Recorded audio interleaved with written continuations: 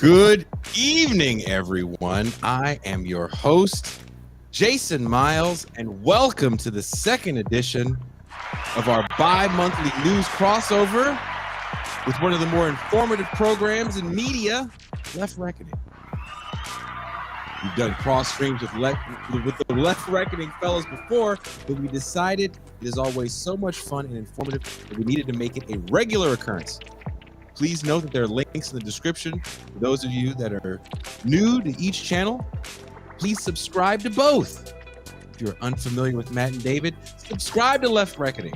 It's a very great show. I love it. I learned a lot from it. Sometimes there's a cross-guest thing as well. Additionally, if you feel inclined and have the means, please consider becoming a patron. Both of us offer exclusive content to our patrons, and this helps us remain independently, and more importantly, it prevents us from selling out.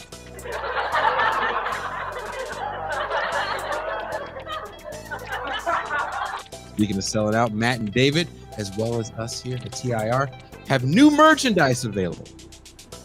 There should be links in the description to their merch store as well as ours at thisisrevolutionpodcast.com.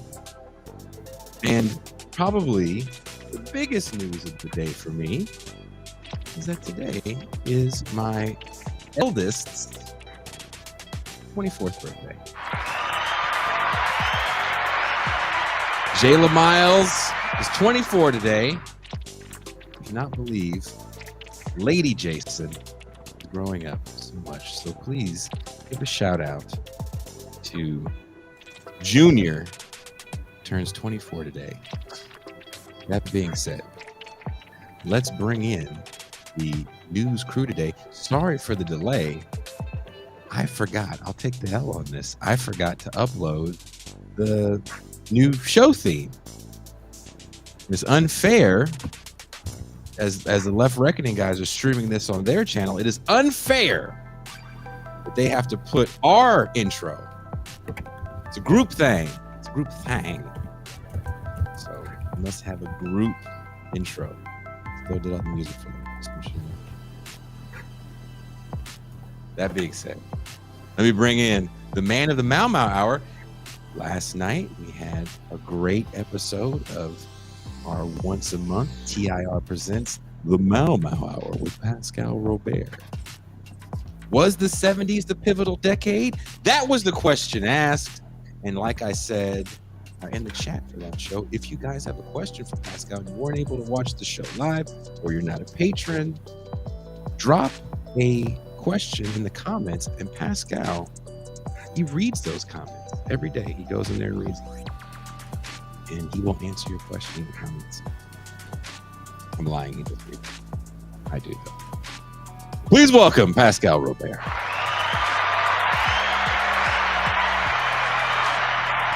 Peace and greetings to the chat. Peace and greetings to the audience. Peace and greetings. Peace and greetings. Jason Miles. Happy birthday to Jayla, your daughter. Jayla's 24. Great Mau Mau yesterday. Enjoyed it with M. Toussaint on the 70s as the pivotal decade. I really enjoyed it. I would suggest you guys to go check it out. Please do. And I see someone making a comment about Pascal needs to unbutton by 3.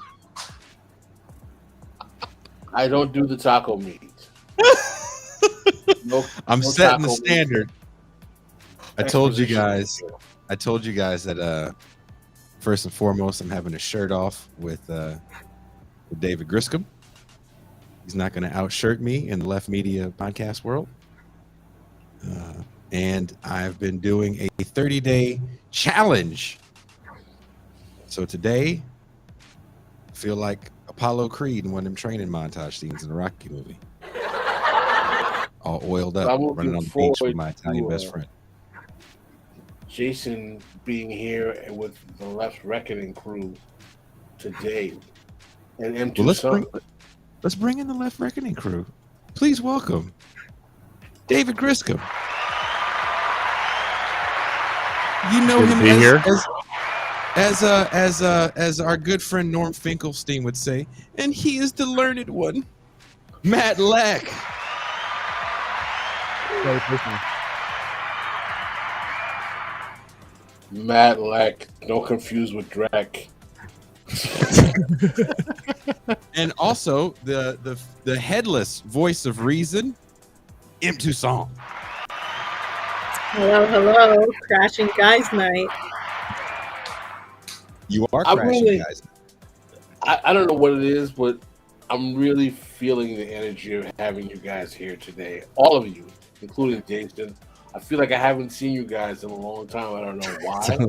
2 weeks. Yeah. It feels like it's been like the longest, but it's I'm just glad to have the vibes of so many different elements of the left in one space, and it really makes me look forward to doing this show with you guys, that we can chop it up and talk about current events and what's going on the left in a way that's productive and not gossipy and stupid. I do really appreciate it. I mean, I'm excited to be doing more of it. I mean, we're doing this every 2 weeks now, y'all. So there's be some good. That likes the white episodes boys. coming. I'm excited. A little bit. It's enough of a time for us to miss each other again, Pascal. I totally agree. I'm excited about Griscom's bookcase and Matt's hat. The Left Reckoning hat is sick. I can't lie. Yeah. I like the simplicity. I love the color scheme, and as a trucker snapback hat aficionado, it's right up my alley. So I also do love the fact that we're making all these lefties across the country have Texas on their head. It's a huge victory for my people, so I'm very happy. it's fun sneaking shit in, right? You can just like a little. I know you were probably going to get on it, but before we get into some of these stories, should we, tease something that's coming up pretty soon? Yes, tomorrow is the big day where the Terragram Ballroom is going to release the tickets for the live show. Give them a revolution. This is Revolution. Give them an argument, and of course, Left Reckoning will be in LA with Anna Kasparian, Nando Vila, David Bessner, Derek Varn, Oh hell yeah! Deep State Cuba, the David Griscom. That's just to name a few. I don't know who else is going to show up. I'm afraid to even. That'd be Derek Bessner, and also I can confirm I'll be there. I will. Whoa! What? Wow! Yeah. There you go. No! Are you what? Pulling the Nigga, trigger. So what? It's Daniel Bessner. Daniel Bessner. Derek What did I Bessner say? is Bessner and said Varn. Derek, together to make one I was doomer. thinking Derek Davison. Right. One doomy conversation is Daniel Bessner and Derek Varn. Don't worry, they'll be on the same panel. I'm excited. I don't know, I know we got a lot to get to tonight, but I do have to just recap. When we did our live show in Los Angeles, we did a lot of live shows with TMBS, and they were all amazing. They were all a hell of a lot of fun. The Los Angeles show is probably the most insane one that we ever did. Everyone got fucked up. People were passing out psychedelics to us before the show, which People that work. I would have been funny if we had accepted, but we didn't. I got Big Waz Wozny Lambre, messed up on a Texas cocktail, which has now become a little bit more popular, called Ranch Water, which is just tequila and Topo Chico. I want one. He went very, very wild and did his set, and then sat in the front row and heckled us for the next 2 hours. So I'm very excited to get a lot of that crew back for this show. So tickets go on sale tomorrow. I can't stress this enough. I know Matt and Dave are going to stress this on their end. Tomorrow, the first week of ticket sales is really, really important. And if they have to add another show, we're talking about adding another show, but really, really, really important. We're also going to have, and I don't even know if David was in on this conversation, VIP meet and greet tickets. I'm ready for it. Put them on Bill Clinton. So those are going to be fun. I think you're going to get an autographed copy of one of Ben's books. And what else are we going to do for the VIP meet and greet? I don't know yet. Maybe we'll get you fucked up like a half hour before the show. Yeah, I mean, my experience is you go through a bar full of people who know you, and you talk to them for a while and get progressively drunker. So that's what I'll be doing again. That seems to be the We're trend. not going to have rock star meet and greets, which is like, don't fucking touch me. I No, had a friend. That's what she did for a living. She did meet and greets for people, and she did for what's it? Rod's name? Avril Lavigne. Is that her name? okay. One of those amazing. people. Big, one of those famous. And there was a rule: you couldn't touch her. So when you get into the pictures, like, hey, just keep. I know you paid $3,000 for this experience, but Yeah. Oh, you got to do the hover hand. Yeah, I don't think we want to make touching us a selling point, but You can pet Matt's for $60. You can pet Matt's head.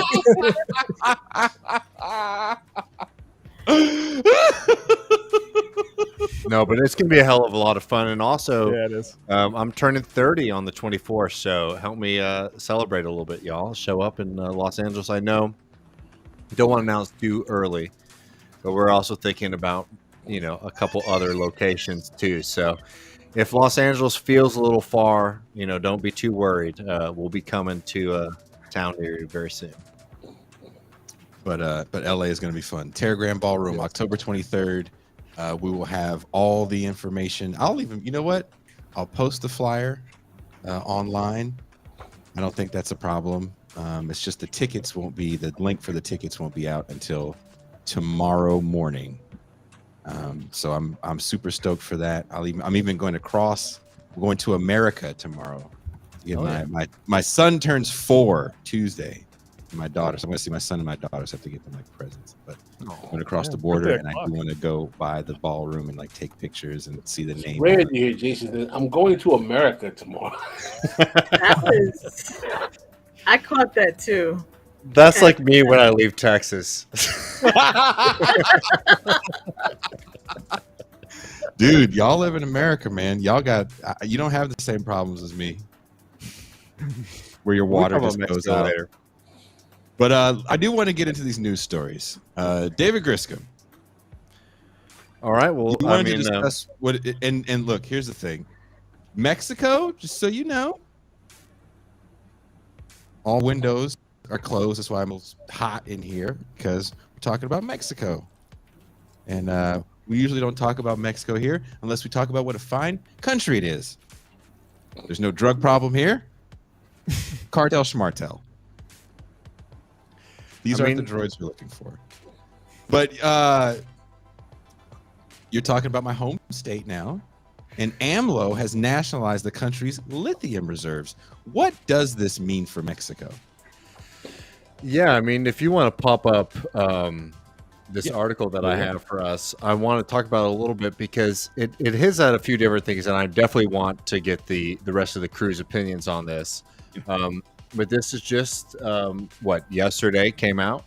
Mexico creates state-run lithium company to go live within 6 months.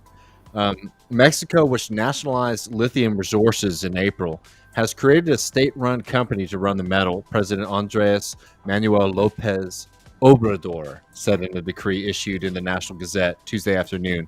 The company will be called Litio para Mexico, or Lithium for Mexico.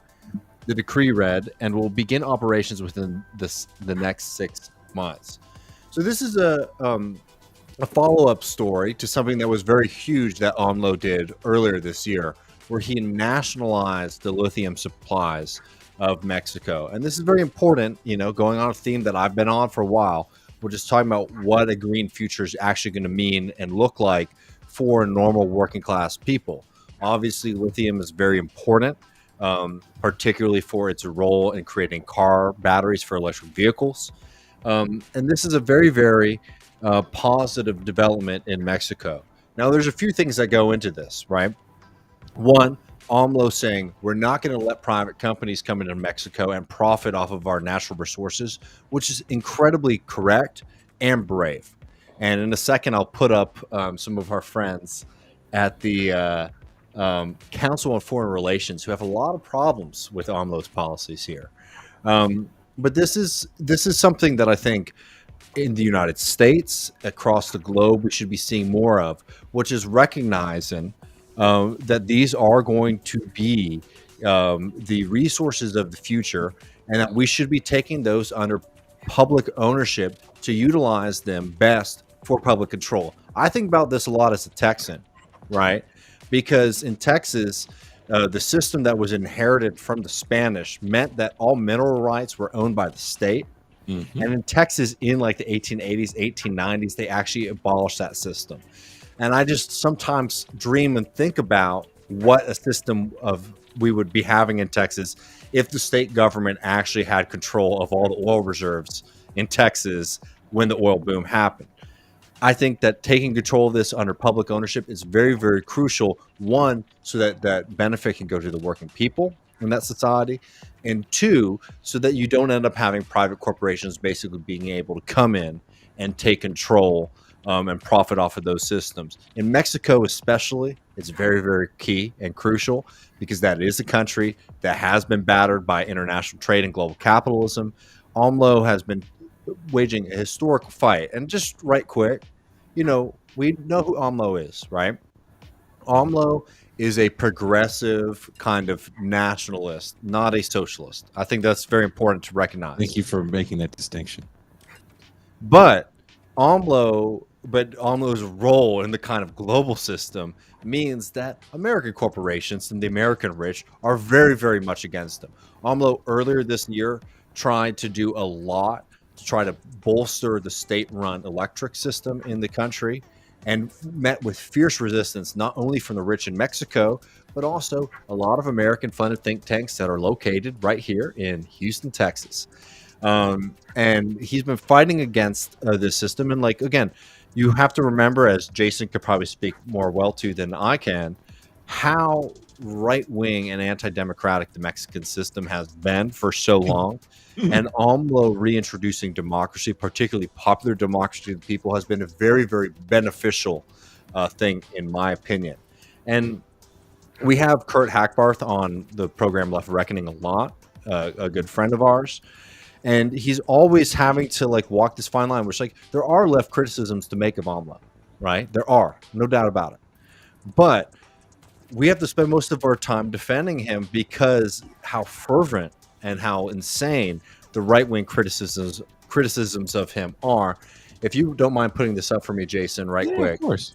This is a piece in Council of Foreign Relations in May 9th of this year, responding to AMLO nationalizing lithium in the country, right? So again, think about what that means. AMLO saying, here are our private reserves. We're going to actually take those and use those for the people. Here's how it's being covered. It's first published in Bloomberg, but the Council of Foreign Relations happily republished this. AMLO's lithium grab and war on green energy will hurt North America. By reasserting state control over Mexico's natural resources, President Andrés Manuel López Obrador is again slowing the nation's economic recovery and its potential for longer-term growth. What he means by that is the ability of private capitalists to be able to profit off of the natural resources of Mexico, which, as you know, Jason, is a country that has been experiencing pretty significant drought over the past few years, right? But it's also a country right now, yeah. But is also a country that actually has globally some of the best and most consistent water reserves in the world. Mm-hmm. So why are they experiencing a drought? It's because private corporations that create sodas and beers that then get exported to the United States and all of these other places have first rights to that natural resource. So when they're talking about slowing, they're talking about slowing the kind of private profits of certain individuals. As sad and predictable as his actions may be, however, their damage will extend beyond Mexico's borders, affecting the North American continent's ability to shorten and strengthen its supply chains, address the damaging effects of climate change, and regulate migration. It's just an extremely, extremely nasty way that a lot of these kind of right-leaning organizations try to frame this fight against climate change as the necessary precondition to dealing with it means private profit at the expense of the people. I think what AMLO is doing in Mexico by nationalizing those reserves, by creating a state-run company to mine those reserves is a damn good thing, especially when you remember folks like Elon Musk, who tweeted very famously after the coup in Bolivia, we will coup whoever we want, right? Like there is a demand from this kind of green capitalist class to come into countries, take their natural resources. And I think it's a damn good thing that AMLO is in power in Mexico right now so that he can defend those natural resources and see that the profits of that system go to the people. But I'm curious, if you all have any other thoughts on this. Mexico is, I think, a little more complex because there is a lot of private business that comes down here. Like all the gas stations aren't Pemex. Definitely let American multinationals come down here. I'm going to go get gas a little later at the Chevron in Puerto Nuevo. That being said, they have a little more control. They are kind of trying to open up more to outside businesses. And then what we're seeing in the States, kind of moving away from, just things like controlling resources, but the way he is attacking crime is kind of what we would want to see, as far as not just coming in and locking everybody up. So recently there was a rash of violence in different parts of Mexico. Like Juarez had a bunch of violence. I actually contacted some friends over there. They said they left the country and went to El Paso to chill for a minute. Came back while things died down. Some things blew up down even here where I am in Rosarito, and I think they blew up like 5 or 6 of us. There's like a 7-Eleven chain called Oxxo that we have here, and they blew a bunch of those up. There's multi beefs going on, and looking on Mexican Twitter, a lot of the complaints were at the government for not being tough on crime. So where I live is different than Mexico City, right? It's a country, it's not a state, right? So Mexico City people are a little more in tune with the goings on of the government. I'm not gonna lie, a lot of us here are here illegally. I'm not gonna lie. It's an interesting, like, talking to people about politics down here is different than if you've ever spent time in like Mexico City or even anywhere in what I call mainland. They call it the South here, mainland Mexico. They're like very, very different conversations, because also those are cats. Like I get temporarily hit with water, as you were saying before about water being a huge resource here. All of the companies, I forget if it's Monterey or not where they're located, those are all like American companies. For sure. That are taking a lot of the water, so people have water rations. So mine is sporadic. There is no rhyme or reason. They'll just shut off my water for sometimes days at a time. There's literally a time limit that people have and an amount of even clean water they can get, because we all have to buy our drinking water. So it's a complex situation that the guys, and I hate just saying complex and leaving it like, oh, just leave it alone. But I think people have to keep in mind he's not coming in from a real clean situation either. There's been decades of corruption. This is not to try to accuse AMLO of being part of the pink tide in Latin and South America would be an incorrect assessment from your perception. David, is that he is left of center, but he's not as left as, say, someone like a Lula, or he's not, like a Evo Morales type. You wouldn't really put him in the same category. He's also a lot closer to him. I don't think he's an Evo Morales. Lula's a little bit more complicated, because I think Lula has made a conscious decision in government to govern from a certain position that might be different from his perspective, if that makes sense. Like Lula in Brazil recognized the power, I think, as we saw from the coup, like rightfully so, of like the business elite and the powerful in Brazil to try to, benefit the poor while also like benefiting the country as a whole, which means benefiting rich folks. AMLO, I think, I think you see it like most clearly, for example, like in what he's been doing with Biden since he's been president, not going, for example, to the complete facade and sham of the Summit of the Americas, is like that's an AMLO move, right? I think that AMLO represents a kind of like left populist politics, and that's where his strengths and limitations sort of lie, if that makes sense. So, like, he does things like nationalizing lithium. He also does things that I think frustrate some leftists, like his immigration policies and sort of coordination with the Americans on it. But beyond that, like as to how to see AMLO as a figure, like you can't read something in the United States that doesn't at one point or another describe him as a dictator, which is absolutely insane. Incredible. Because this is a guy who, like, Mexico has a system where you get what a long-term presidency and you don't get to run again. In the middle of his presidency, AMLO had a public referendum on whether or not he should be president, and he said, "If I lose this, I will resign." So he is trying to like reform the system in Mexico.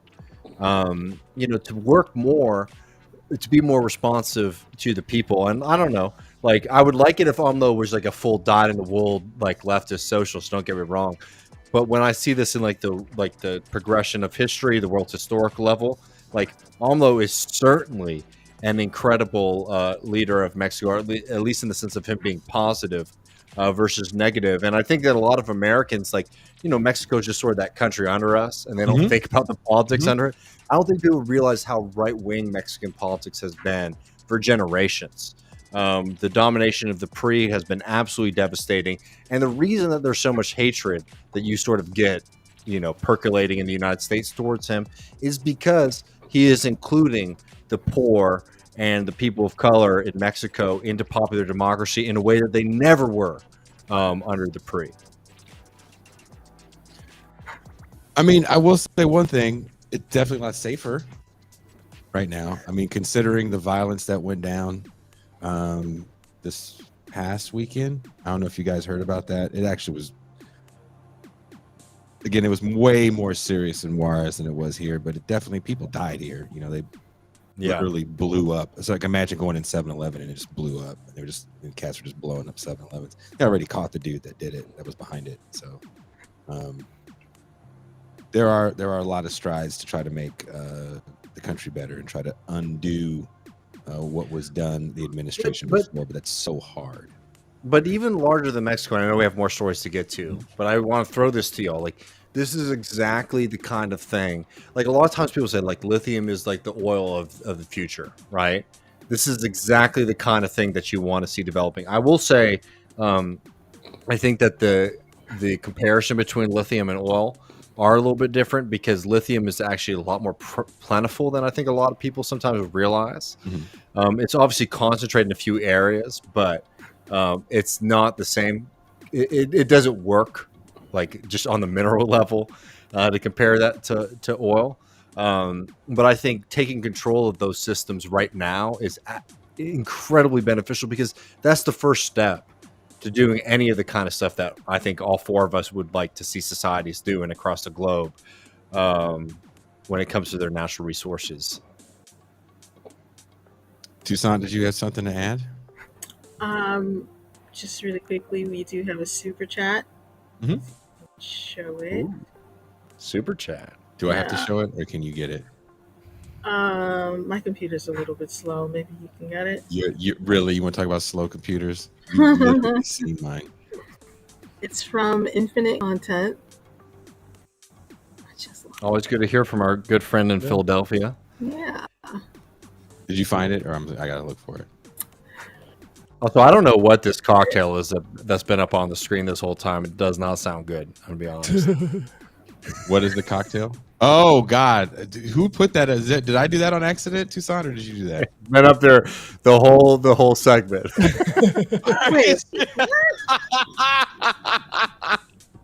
I'm so sorry. I can't find it, Toussaint. My computer is just. That's okay. You're still moving that slow. It is. The question was about whether this looks like countries like Mexico can box out companies like Tesla. Well, I mean, that's why the the Council on Foreign Relations is saying this is slowing the nation's economy and threatening North America. Is because they're not letting pilferers like Elon Musk into the lithium reserve. So yeah, that's why these boys are upset about it. They don't give a shit about what happens to the Mexican economy. They care about what happens to American capitalists. I think that's true. You know those world country happiness indexes. The countries that rank the highest are the ones whose natural resources are used for the people, Are used or for the if what? they are used for the people of that country, or if they're sold, then the people benefit from their sale. And our good friend who just got popped up on the screen, Champagne Humanist, who I know, I hope they don't mind me noxing him, is a Texan, says Morena is taking over thanks to him. And that's the thing about AMLO is that he really has led to like a real opening in politics for a different kind of Mexican left-wing populist. Like it might not be the socialist party, communist party stuff that we might want. But again, spend some time learning a little bit about Mexican history and you realize how significant this is. Good stuff. Speaking of Mexican history, I think this is going to play great into the next story we have, which is from my good friend Pascal Robert. Yeah, I wish this was an optimistic story about Mexico and its relationship with treatment. I want to read a quote, Pascal, from your article in the LA Times. This was a front pickle above the fold in the LA Times. They say it in English, they say it in Spanish all the time, recalled Leon Simmons, a black father of 4 with a deep voice and a gentle manner.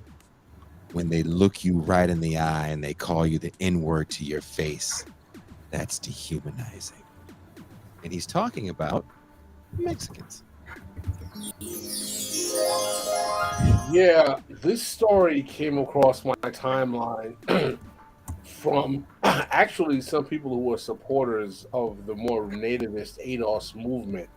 And I found it kind of disturbing on its face because it discusses something that I've been familiar with for a long time living in South Florida, which we have a large Cuban population here. For many people who are unfamiliar with the history of Latin America and South America, they don't realize that there's actually been a long history going back to colonialism and plantation economies of black people in these spaces. And along with that, there's also a history of rather tense, racialized, frankly, just racist hostility towards black and brown communities in those communities going back centuries, to be very, very honest. One of the things that this causes is a blind side in the United States where we have this kind of binary notion of racial conflict between blacks and whites, where we have this notion that it's quote unquote only the whites that are doing the racism to the black and other brown people. Well, this story in California's largest race bias cases, Latino workers are accused of abusing black colleagues. Well, we're finding, according to the EOC, victims' allegations and employee records show that in the last decade, about a third of anti-black bias suits filed by the EOC's Los Angeles and San Francisco offices involved discrimination by Latinos. About a third involved white offenders, and a third were unspecific.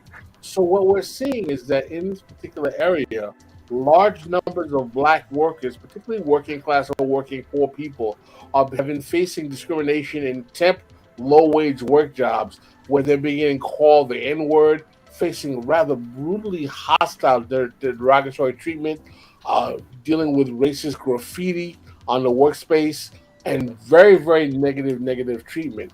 And what is really, really sad is that this kind of treatment is expanding into other workspaces, not simply in Tesla's been dealing with major cases of suits in this area, and it's spilling over into all various types of workspaces where you're having black workers dealing with Latinos.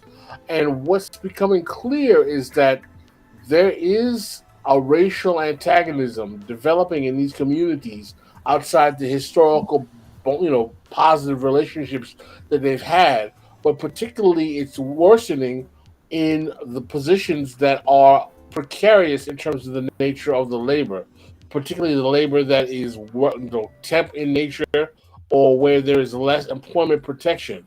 One of the things that, according to the articles, we find is that whenever there's been a unionized job space, the capacity of these kind of racial chauvinisms to highlight themselves have been much, much lower and have been much less able to really, really come forth.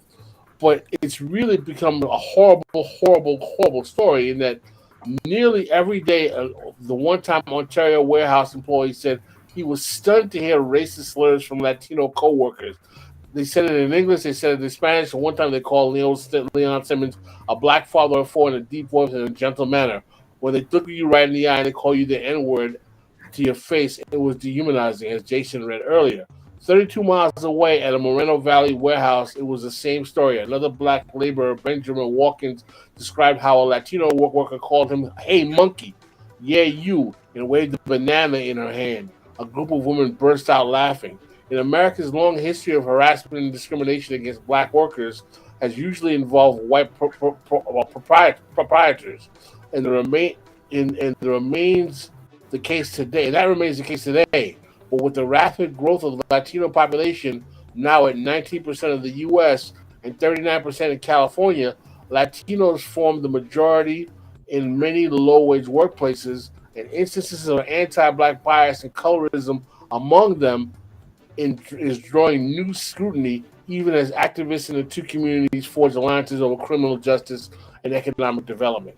One of the reasons why I find this really problematic is that this type of tension is going to be used by the anti-immigrant element that's developing in black spaces, that has been developing in the post-Trump era, to say, like, listen, we can't work with these Latinos, we can't work with these Mexicans, they're innately racist, so on and so forth.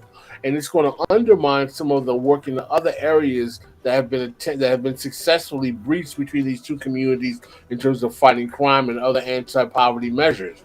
I think that one of the best ways to fight these kind of horrible offenses, and they are horrible and we shouldn't mitigate them, is to actually have employer-based solidarity based on trying to improve the condition of these workspaces for all workers and to diminish the actual precarity that these black and brown workers are in, to make sure that they can have a fighting chance in getting unionized protections and protections against these racialized antagonisms, and making sure that the EEOC is strong enough to challenge these racist Latinos and make sure that they don't implement these kind of tactics on black workers ever again.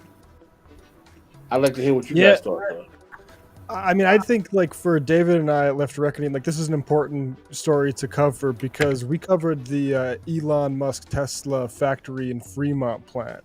And, you know, that was it was Fremont, California, just so people know. Oh yeah, it's a historic plant actually, but we'll, you know. Yeah. And well, that story was easy at that point to be like, oh, this is Elon Musk, the South Africa apartheid inheritance son, coming and, you know, setting a certain culture.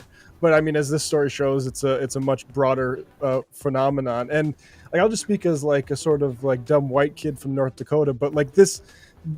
It's sometimes hard for me when I see these stories, like, to know, like, is this just news to someone like me or is this news to everybody? Because like growing up, the way that we looked at Mexico was like, those are, like, to be frank, like the Indians of Mexico. And now it takes like a certain kind of analysis to realize, oh, there's an indigenous population still there. Those are often people who are having to migrate. There's a settler population and slave populations from a lot of, you know, all Central Latin America, right?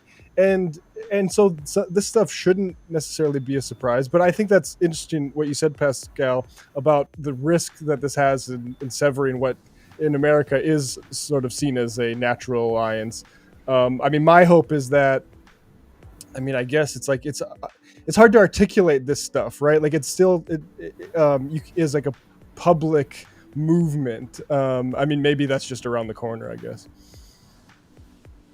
I'm glad you brought up, you know, being from North Dakota, because I think most Americans, especially, you know, the bigger populations are in major metropolitan areas, so they don't understand what the Dakotas look like, north and south, especially when it comes to racism and Native Americans. And when you said there's the Indians of Mexico, like, that blew my mind. Seeing how racism towards the natives looked. And I wouldn't say it's similar here, it's just different. But there is racism towards the native population out here. There's definitely colorism to a certain extent. Jason, I really actually wanted to hear your thoughts on this as a Californian who's from the Bay Area, who's definitely interfaced with the rising population of Mexicans and Latinos. It's Because very what I find is that there's a difference between the way Black folk in the Bay and Black folk Yes. in LA deal with Yes. these communities. There is a large tension and hostility amongst LA Black communities with the Mexican communities compared to there is in the Bay with those very communities. different. It's worlds different, and a lot of it has to do with prison culture and gang culture. There's different alliances that are made. Northerners anyone can be a Northerner if you agree with their bylaws. So there's Black Northerners, Asian Northerners, white Northerners. It's very different than what you get in Southern California with like the Mexican mafia. The segregation's different in Southern California than it is where I'm from in the Bay Area. I actually grew up in a more so Latin part of Richmond, California, with a lot of El Salvadorians and Mexicans, but also there was a lot of Southeast Asians that came over from Vietnam and then Pol Pot. So the Bay Area is just a very, very, very, very different beast than LA because LA's tensions are way more historic. LA weirds me out. You know, I can't navigate through LA the way I can in even more predominantly Hispanic areas like San Jose. Wow. But I'm curious what y'all think about this, but like, you know, this just shows to me the limitations of I don't know what I did to trigger that, but you know, the limitations of a kind of like liberal understanding of like racial discourse that sort of permeates, you know, I think is very, very incomplete. I don't have the answer. That's why I'm like throwing it to the rest of y'all to talk about. But like, you know, I think one thing that a lot of people have been talking about, and this is a Southern example, so forgive me, but you know, there was these really incredible moments in the South, in New Orleans in particular, where you saw a lot of people from like different racial groups showing solidarity with each other, like, you know, formerly enslaved white, poor whites and immigrants in New Orleans, particularly in like the dock working industry, when they recognized that they all had to sort of stand together and like, you know, fight against the system there. I'm curious, like, what y'all think, like the kind of way out of this, because like, I don't know, like there's a way the segment could go where like we spend a lot of time like sort of, you know, untangling like the American understanding of like Mexican heritage in this country, where it's like, you know, are you indigenous? Are you a person of color? Are you somebody who's like descendant of like Spanish immigrants, right? Which are different groups of people. I think a lot of people miss that.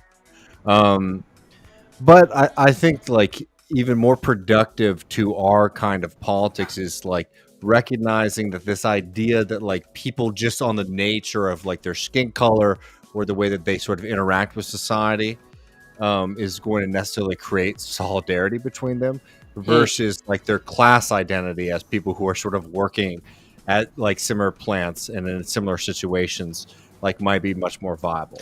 I mean, people forget about like the history of California, especially post the riots, right? Because after the Watts riots in '65, you also have the end of the Bracero program, and that caused a lot of Mexican migrant workers to kind of be stuck here because they had the ability to just, you know, walk over, you know, seasonally. And that created a new class of worker that could replace this black class of worker that's actually starting to get a lot more rights. So as LA is starting to blow up, and when I say LA, I mean the entire region, right? The modern city. It's spread out. It's massive. As these suburbs of LA and these suburbs of industry are spreading out, it was a lot of this Latin labor that took over the role that a lot of black labor had for years. So there's definitely a lot of tension. You know, no one ever put capitalism in there as a problem. There was always those people. There's an othering. You know, we always talk about it here that capitalism is going to create its others. I mean, again, I'm just throwing things out to hear people's reactions to, but it's like I've been doing a lot of like historical research in like post Reconstruction South, and like I don't think this is novel. I think we probably all agree here. Reconstruction was a failed project and should have went much further than it did, right? No doubt. But one of the things that was really beneficial to the class, and I'm not trying to be technical about this, but I think it's important to recognize that like a new class arose in the South post Reconstruction that took advantage of this system. But because Reconstruction failed and because the South was so like economically devastated, it was very, very easy for like white supremacist factions and groups like that to say like, oh, well, it's the freedom of these people that is creating your misery. Versus the fact that like, well, the federal government after that like all the infrastructure and all that kind of stuff that like was decimated during the Civil War in the South should have been rebuilt and should have been expanded upon, created this kind of crisis. Like, I'm just curious, like, you know, what you all think about that, because in the sense of like the modern examples, because I think it's a 101, right? Like we live in an economically decimated country, particularly in places like California, where like it's insane to see like the wealth that some have and the wealth that others don't. That it's like much more beneficial to the capitalist class to have, you know, Mexican workers and black workers sort of fighting amongst themselves than for all those people to recognize that like, no, it's your boss, it's the guy sitting at the top of this thing who's benefiting from all of this. And it's not to discredit or not recognize like the clashes that are happening that are just not, the clashes aren't justified, but like they're justifiable to be like upset about and angry about. But it's very, very beneficial to the boss when you see the workers fighting against each other versus when they're sort of recognizing that they're in the same position. No doubt, absolutely. It's a really tragic case of people being short-sighted in the way they let their racial chauvinism get in the way of actually being able to unite with people who can actually take it to the boss and the employer and the capital and to improve the condition for overall the whole working class collective. Instead, people are stuck in their racial chauvinisms, and unfortunately, it's a tragedy. I mean, we see it in South Florida here all the time, and we, you know, it's obviously going on in California as well. And it's something that really needs to be rooted out if we're going to have any kind of effective solidaristic politics in this country, because this kind of stuff is unacceptable, man. You want to add something, Matt? I have a question. No, I think you got something up. Yeah, go for it, TC.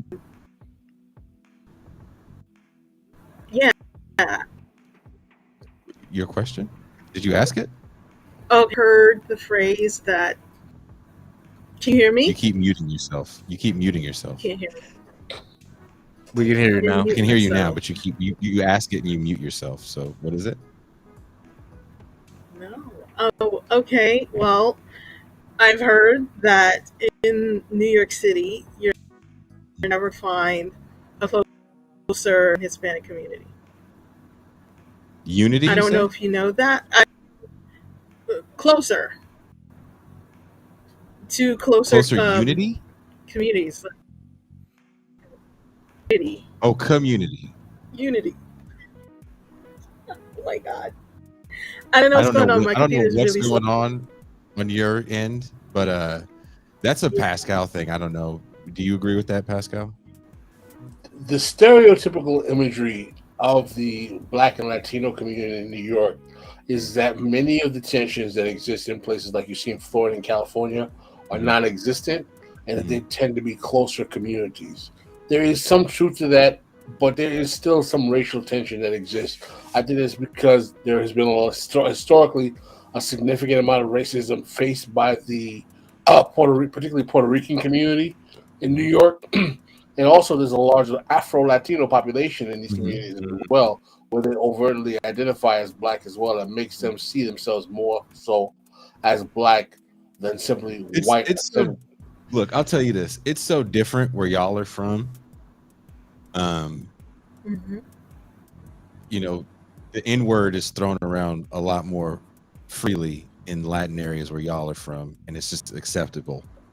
Not as much. It's definitely a Yeah. pejorative in LA. Oh, I think it has to Yeah, What do is there's going with on, generally, the Tucson? young lords in New York. that's true. There's also a history of the Young Lords being a part of the coming Oh, out of the Black I'm Panther gonna restart. Party era as well. Is that the communities coming She's together on talking. racial lines, or was it Something's something happening. So else? you're pausing on your end, and it's causing you to speed up everything. So I don't know if you have a pause button, just keep your button on and quit pressing it.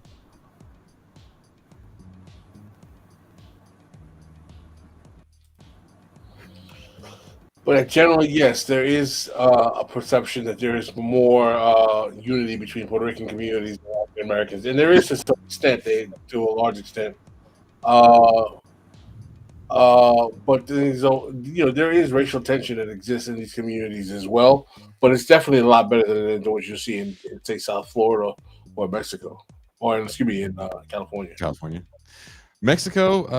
I mean, there's not enough of us for them to get mad. It's literally me and like 5 Haitians in Rosarito, and they are totally cool with all 6 of us as of now. As of now, I think this one guy, Pascal. I will tell this story before I pivot to Matt.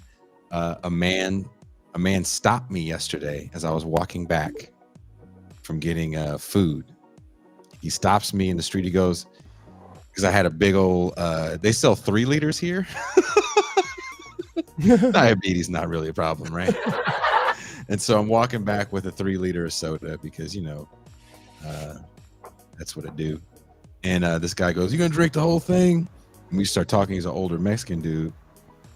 Got deported. That whole thing that happens to a lot of cats over some bullshit. And he tells me he's Muslim, Pascal.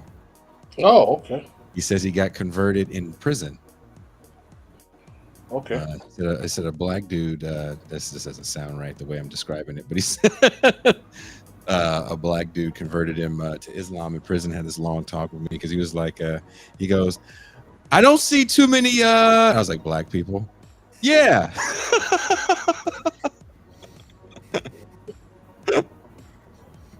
But yeah, it's we don't have too many racial tensions here in Mexico. It's a beautiful place. There's no problems. Don't listen to David Griscom. AMLO's great. There's no cartels. It's a utopia. Leave journalists alone. Matt, you didn't send me a news story. I Because did. you were going to surprise us. No, I did. Gene just forgot to put it in the initial email. Oh, damn. It came up in a file. Oh, those Brits, Damn. man, those Brits. That's all right though. I've made a slideshow, so we can. I'm going to share that with you now. Okay, did you put it up? Oh, there it is. So yeah, this is sort of my favorite theme to talk about. But everyone will be familiar with this meme from what I'm blanking on the show. I Think You Should Leave. Oh my God, he admitted it. Right. So we're going to go through a few examples of that today, where basically the ruling class is elaborating how they're going to oppress everybody else. Here's an example from a book from Peter Limbaugh. This is from a book called Red Round Globe Hot Burning, and this is by a guy named Reverend Joseph Townsend, who was a contemporary of Malthus. It says, "Hunger will tame the fiercest animals. It will teach decency and civility, obedience and subjugation to the most perverse. In general, it is only hunger which can spur and goad the poor on to labor, yet our laws have said they shall never hunger.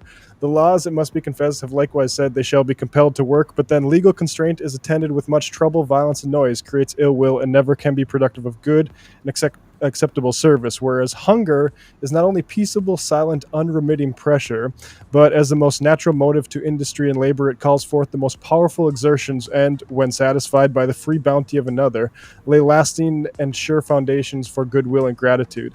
The slave must be compelled to work, but the freeman..." Oh, sorry, I was hearing myself.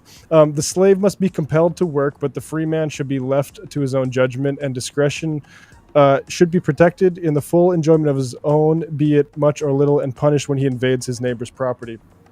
So that's a good example. There's another example going around in the context of our student loan debate, where this was flagged by John Schwartz, but this is from a 2000 book called Vietnam and Other American Delusions. It says later in 1970, Roger Freeman, a key educational advisor to Nixon, then working for the re-election of California Governor Reagan, spelled out quite precisely what the conservative counterattack was aimed at preventing. Quote, "We are in danger of producing an educated proletariat. That's dynamite. We have to be selective on who we allow to go through higher education. If not, we'll have a large number of highly trained and unemployed people." The two most menacing institutional sources of the danger described by Freeman were obviously those two great public university systems charging no tuition. The University of California and the City University of New York. Governor Reagan was able to wipe out free tuition at the University of California. So now you get the theme. There's a new article by Ken Klippenstein and John Schwartz in The Intercept today. John Schwartz was the one who posted that student loan quote to Twitter. It's called Real Estate CEO. Recession could be good if unemployment puts employers back in the driver's seat. I'll just read from a little bit here. The president of Douglas Emmett Inc., a real estate corporation worth over $3 billion and based in Santa Monica, California, said on August 22nd, corporate earnings call, that a recession could be good for the commercial real estate business if it comes with a level of unemployment that puts employers back in the driver's seat and allows them to get all their employees back into the office. The executive, Jordan Kaplan, then repeated that the thought that would be that unemployment would be up and therefore employers would be in the driver's seat to bring people back into the office, which is where they want them. And they deny it a little bit, saying that was just in response to a Citibank question asking us that, and we don't necessarily want a recession, because he did continue. It would not be pleased to go into recession. Recessions are revenue hitting activity, and if my tenants are feeling the recession, then I can't imagine how. So there's some outs there, but it is interesting just to know the different ways that CEOs think about this as they talk to bankers, right? Any conversation we're going to see, and the banker, I think that should be as public as PPP loans, and we should be able to listen to the MP3s. But Stuart McElhenney, Vice President Investor Relations of Douglas Emmett, told The Intercept Capital was merely. Let me just skip that. That's probably redundant. I'll keep it moving here. Equity Commonwealth Chief Operating Officer told analysts that it had seen some false starts in our portfolio. And I want to ask you guys about the return to the office push that we're seeing, because I know somebody who is currently at a job in North Dakota, and they've been fighting it successfully. They can't get them to come back. They're doing 1 day in office and the rest of the week from home. And I think I mentioned that Peter Limbaugh selection there. As a historian, he points out, there's types of enclosure. Obviously, the enclosure of native lands is very common, but to think about enclosure in the terms of another enclosure was homework, like making clothes, being brought into the factory. That was another type of enclosure where it's brought under capitalist control. And we're seeing actually a resistance to that enclosure that happened in the Industrial Revolution right now with folks. And I'm just curious if you guys have thoughts on that before I continue with some of these quotes. Pascal, do you want to add to that? I think it's a really dynamic way of framing it. I mean, I think that anytime you have labor rebelling from the exigencies of the employer, that's a good thing in terms of getting labor to exercise its autonomy and its ability to make choices. But I'm not surprised that capital and employers are going to use financial crises as a means to try to discipline labor. I've said this on this show. I've said that on this show for a while. That I'm very worried about this recession talk being used as a means to get the Fed to agree with capital to find means to discipline labor. And some of the citations that you're using really kind of validate my concerns. Do you have something? Yeah, exactly. Go ahead. Yeah, somebody else want to go? Did you want to add something? Oh, go ahead, Susan. I'm sorry. It's okay. I think some of the problems that we're seeing with unhoused persons is being allowed to happen as a reminder to employees, you better stay in line. That could be you. Yeah. But I ain't going back to no office. So I ain't going back. Well, yeah, and that's what people are saying. It says, but then turns out employees have all the leverage and they're not coming back to the office. I just think we're going to be struggling for some time. Similar views were expressed by a Texas business executive in a survey conducted by the Dallas branch of the Federal Reserve. Inflationary wage pressure is making it hard to hire for the long term. I suspect the workforce pulls its head out of its rear when a correction or recession makes jobs scarce and people start to feel the pain or fear of not providing for their family and loved ones, assuming the government doesn't jump back into the fight and pay them to do nothing again. A great lesson you taught the workforce politicians! Exclamation point. He put, and it's always great when CEOs are exclaiming. I mean, like really, like I think it's worth noting, like how insane the people who end up having a lot of effect on like government policy treat the measly payments that people got during the COVID crisis as like creating this crisis. As like creating crisis. I mean, like what, $2,400 total? I mean, nothing at the end of the day for what most people sort of have to deal with when it comes to their like regular expenses. They're talking about that kind of increase as creating a kind of unruly working class. Truly amazing to me. I'll throw it back to y'all, but I will just say, because I couldn't figure out my mute button a second ago. My only thing I will note about the work from home stuff, I know a lot of people prefer it, and I think it's great. But, you know, we should also be sure that in that demand, there's also the demand that the resources that you get from going to the office are provided to you at home. Like, it can't be like you're working from home and you have to deal with like computer, internet, all that kind of stuff, like dealing with that, because that is a like a work cost that the owner of the company should be providing, that I think some companies do, especially, you know, larger ones. But I think a lot of people have been sort of put in this position where they also have to outfit themselves to have a perfectly working office at home, which is a ridiculous thing to ask that workers sort of pay for themselves. I just know this because, like, in my early days doing construction, like the story that turned me into a leftist was like one of my bosses was trying to make me buy my own boots to pour concrete. And they were like $150, and I had accepted that up front because I didn't know any better. And all my coworkers on the job site were like, "Bro, you shouldn't be paying for that shit. Your boss should be paying for that." And they all said, "We will refuse to work until you know, you pay for that kind of thing." I just bring that up because I think that that's something that is oftentimes missed in this, that like just because a lot of people are very passionate about the idea of being able to work from home, you shouldn't also accept on top of that having to pay work costs on top of that transition. Agreed. I think if I have to go to work once a week in the office, there should be a bidet there. So, like, let's upgrade the office too, because I have one, and I don't really want to go to a place that doesn't have one.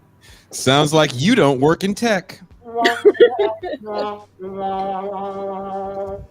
you go. Gotta get out of working for Left Media, Toussaint, and work in tech. That's true, right? There's a little person that just spits the water right into your bum. I want one with a dryer. That's another little person. That actually have to pay for that. True story. True story.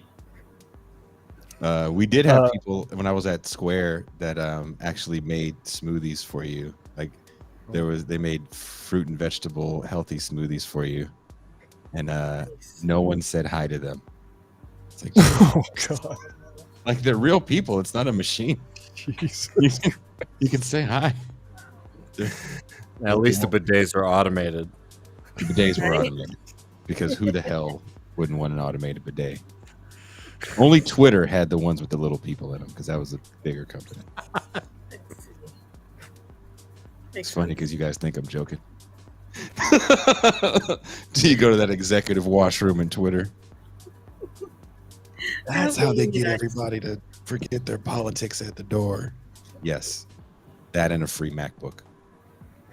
Ooh. That's all it took. That is all it took.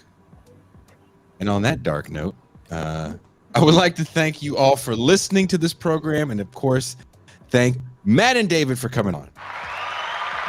Hope you all enjoyed the show. This is going to be a bi-monthly affair. Again, if you haven't done it already, please hit the like button. That helps us get these valuable conversations higher in the YouTube algorithm. Also, hit subscribe. It's free, and it's so helpful for the growth of Left Media in general. Before we close out tonight, I would like to do a bit of an update on a news story that I mentioned a few weeks ago on our inaugural show. Governor Gavin Newsom vetoed a bill that would allow Californians to vote on creating safe injection sites for intravenous drug users. California, like much of America, is dealing with a horrible drug problem that is causing daily overdose deaths, mainly in the vulnerable unhoused population. These sites would help curb much of the loss of life, but the governor cited vaguely that there would be unintended consequences if these sites were to be built. While I voiced my concerns about what I felt were unintended consequences, I don't think the governor and I share the same issues. Property crime, petty theft, and even some violent crime has caused politicians in the so-called blue cities to pivot to conservative measures, quelling the roar of outraged constituents and trying to mitigate the damage they see done by diversion programs that actually keep people out of jail. It's a return to third-way tough-on-crime legislation that gave us the Omnibus Crime Bill in 1994. While I don't believe there will be federal legislation anytime soon, like we saw in the 90s, I do think democratically run blue cities are facing a crisis of legitimacy, and they don't know how to handle it. There is a very thin line between justice and vengeance. It's a tightrope I know I walk quite often. Just because I have certain set of political positions, it doesn't numb my emotions. I worked and lived with the homeless for years. It's rough. It's not fun. I felt as if we all were at the bottom of society's dumpster, the gross part that no one dare touch, that dirt that gets up under your fingernails. And there's one story that came to mind that I'd like to bring up when we talk about the tightrope, the line that we walk between vengeance and justice. Because there's one question that I've been asking on this show since I started doing it 3 years ago. It's just an audio only podcast. And that is, what does justice look like? I don't know. Cornel West says it's what love, is it love in public? Justice is what love looks like in public. Yep. But, you know, without all the flowery, beautiful language, I think that's a wonderful sentiment. I want to tell this quick anecdote. I worked in one of the emergency shelters during COVID, and one of the people in the shelter was a woman that had 2 children, and she was in a hotel room with another woman. She kind of snuck her way in there that had a child as well. And the shelters weren't perfect. You know, I do believe SRO housing is a great way to look at tackling homelessness. That's something that's going on where David lives in Austin. I know that's a big deal, turning hotels into houses. SRO means single room occupancy. But it's not a solution, just saying. No. But I just want to throw this out here. So this woman had 2 children. One was about 12, one was about 6. And they lived with another woman that had a child that was 5. And these kids kind of had their run of the place, if you will. And whenever I was on, and my shift was about 2 p.m. to about 1 in the morning, these kids would actually come hang out with me at night. Their moms just kind of let them run. And the woman that had the 2 children, her children were a little more difficult to deal with. When we started doing the schooling program, I found out that her older boy had been out of school for almost 6 years and was reading at a 2nd grade level. And I actually saw one day the little boy beg his mom not to leave at night, because she would leave at night and do sex work, and to watch a little boy cry and beg his mom not to leave at night is a hard thing to watch. So I was not the biggest fan of this woman, and she was just difficult to the kids in general. You can't really stop people from doing things like hitting their kids in front of you. And do you really want to call CPS on everybody? They're just another long arm of the law at the end of the day. So this woman's mother was in the facility too. And one day a new gentleman started working with me, and part of our job was to hand out food for mealtime to people that couldn't make it into the lobby where we would give out food. So as we're delivering food, we get to their room and they're all in their room, grandma, daughter, and the kids, right? And this new dude that's working with me knows the grandma. He's an older Mexican cat. And he says, "Oh, hey, girl, I ain't seen you forever." He's being real cool about it, right? You don't want to embarrass anybody. No one likes being in a homeless shelter, especially when you see somebody you know. And he looks at me and goes, "I'm going to tell you something." And we walk back, and he had been telling me stories about his life. He was a drug user. He was a gangbanger. He did all the horrible things. He actually killed somebody. He actually killed his fiance and served several years in prison, turned his life around, that whole story, and is working in services to try to help people out. Takes me aside. He tells me a story. He says, "Man, that old lady in there," he goes, "me, her, and her husband before he died, man, we used to fucking shoot heroin. We used to rob stores. We used to do all that shit. And you know what? That little girl was in the car the whole time." He goes, "It's the first time I've seen that little girl since she was 3 years old. She came with us for all these capers we were doing, all the ODs. She was around that." And it was at that moment that it really hit home that everyone's a victim. Violent crime sucks. I have had to get women out of violent situations. But even the perpetrators of those violent situations were victims at some point as well. I am extremely sympathetic to victims. I myself have been a victim of violent crime. But in that moment, knowing that story and then starting other programs trying to help men deal with their violent past and hearing all the stories, you start to learn everybody is a victim. I do not know the perfect way, but I do know tough on crime legislation, shutting down things like safe injection sites is not the way. And on that note, is there anything you guys want to say? Man, you guys want to add anything to anything? No, I just do very much appreciate spending time with y'all, and I'm looking forward to doing more in the future. For sure. It's great. This taco meat is a reckoning.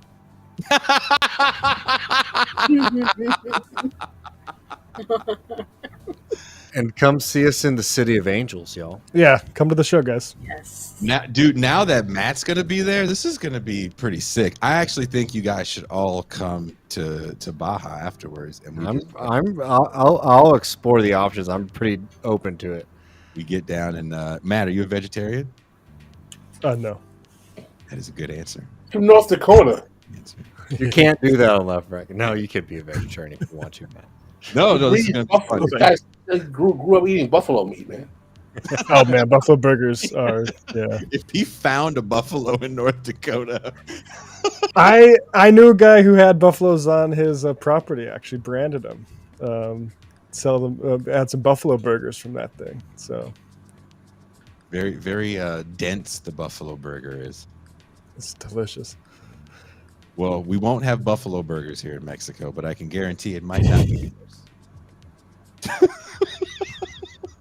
And on that note, thank you, Matt and David. This is so much fun. LA, tickets go on sale tomorrow, October 23rd, Terragram Ballroom.